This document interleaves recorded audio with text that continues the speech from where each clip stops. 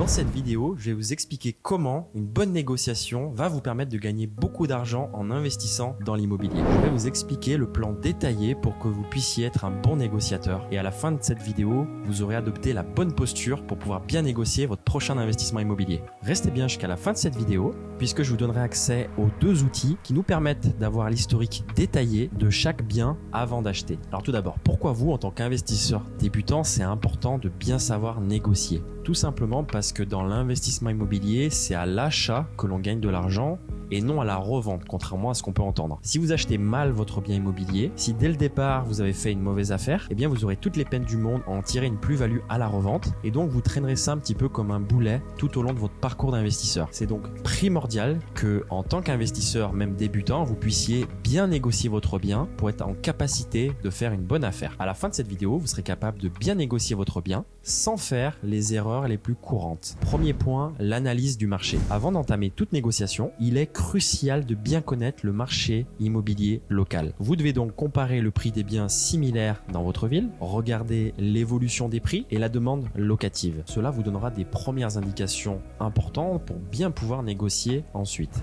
Deuxième point, consulter l'historique du bien. L'idée est de savoir combien il a été acheté par le vendeur. Ça vous permettra de savoir est-ce qu'il va générer une plus-value ou est-ce qu'il est plutôt dans une stratégie de casser le prix pour vendre plus rapidement. Ça, c'est une indication très importante. Vous allez également regarder les éventuelles baisses de prix, c'est-à-dire est-ce que le vendeur a baissé son prix depuis plusieurs mois. Et comme promis, à la fin de cette vidéo, je vous donnerai accès aux deux outils qui vous permettent d'avoir accès à ces informations. Vous allez également regarder la durée depuis le moment où l'annonce a été publiée, puisqu'un bien qui est en vente depuis longtemps vous donnera également une indication. Peut-être que le vendeur serait prêt à baisser son prix. À partir de ce moment-là, vous avez une idée plus précise du contexte. Et on va rentrer maintenant dans la négociation à proprement dit. Ce que je vais vous recommander à ce stade, c'est de créer une relation de confiance avec le vendeur. N'oubliez jamais que acheter un bien immobilier, c'est une transaction entre deux êtres humains. Bien sûr, il y a les chiffres, bien sûr, il y a des analyses, mais il y a également un rapport d'un être humain à un autre être humain. Et donc, la première chose que vous devez faire, c'est créer une relation de confiance avec le vendeur et également jouer sur votre capital sympathie. Je vous donne un exemple, mais si le vendeur ne vous supporte pas, s'il n'aime pas votre façon de vous exprimer, si vous n'êtes pas respectueux auprès de lui, il est probable que même si vous faisiez une bonne offre, il la refuse simplement du fait qu'il n'ait pas envie de vous vendre à vous. Ensuite, vous allez valoriser le bien pour lequel vous vous apprêtez à faire une offre. Et là, vous allez peut-être vous dire, mais pourquoi tu fais ça? Puisqu'on a plutôt l'idée en général de dire, je vais donner des éléments négatifs pour justifier une baisse de prix.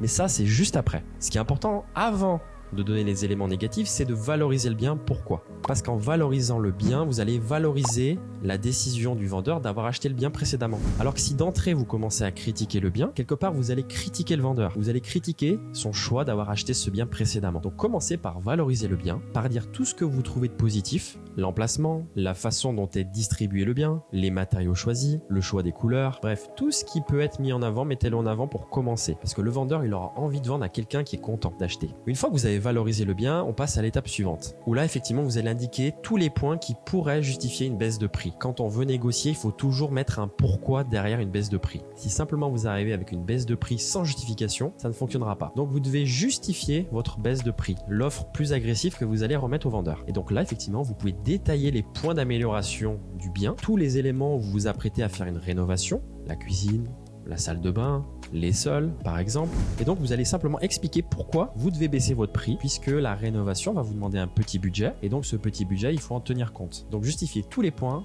qui peuvent justifier une baisse de prix. Ensuite, vous allez indiquer que vous n'êtes pas le seul décisionnaire. Ce conseil est vraiment très puissant et je vous encourage vraiment à le suivre. Il faut qu'à ce moment-là, vous puissiez indiquer au vendeur que vous n'êtes pas le seul à prendre la décision d'acheter. Et le fait de vous cacher derrière quelqu'un va vous permettre d'être plus solide sur vos appuis. Voici ce que vous pouvez dire par exemple. Ma compagne ou mon compagnon n'est d'accord que pour investir 100 000 €. Ou bien, mon partenaire bancaire ne m'accordera un financement qu'à hauteur de 100 000 €. Tout de suite, comme vous n'êtes pas le seul à prendre la décision, ça sera beaucoup plus difficile pour le vendeur de remettre en question le fait que vous baissiez le prix. Ça, c'est vraiment un conseil que je vous recommande d'appliquer. Ça marche. Ensuite, de façon subtile, vous allez indiquer que vous avez de l'intérêt pour d'autres biens immobiliers. Simplement pour rappeler que vous êtes dans une phase de recherche de biens, que effectivement ce bien correspond à vos critères, mais que vous avez également identifié d'autres biens, d'autres vendeurs qui pourraient également convenir. pour rappeler au vendeur que ce n'est pas le seul bien. Et encore une fois, il faut le faire de façon subtile. Mais la négociation, plus vous allez en faire et plus ça va devenir facile pour vous. Et enfin, pour conclure, vous allez ajouter le facteur temps, le facteur urgence, en indiquant que l'offre que vous allez faire, donc une offre remisée, donc admettons un bien qui était affiché 120 000, vous faites une offre à 100 000 euros parce que vous avez estimé qu'il y avait quand même des travaux et que vous avez besoin d'être à 100 000 euros pour pouvoir obtenir votre rentabilité visée. À ce moment-là, vous allez indiquer au vendeur que votre offre sera valable pendant une semaine par exemple. Et encore une fois, de façon subtile, vous allez ajouter un petit peu d'urgence dans votre offre. Voilà comment je vous conseille de mener une bonne négociation. Encore une fois, les processus les plus efficaces sont les plus simples. Restez sur l'essentiel que je viens de vous donner. Et n'hésitez pas à revoir les points précédents en rembobinant la vidéo. Et un dernier point que je voulais vous transmettre. N'ayez jamais honte de faire une offre au rabais. Même si vous faites une offre de 20 000 euros, 30 000 euros, 40 000 euros en dessous du prix affiché. N'ayez pas le sentiment de ne pas respecter le vendeur. Soyez rationnel, soyez froid par rapport aux chiffres et par rapport à votre objectif de rentabilité. Et rappelez-vous que même si vous faites une offre 40 000 euros en dessous,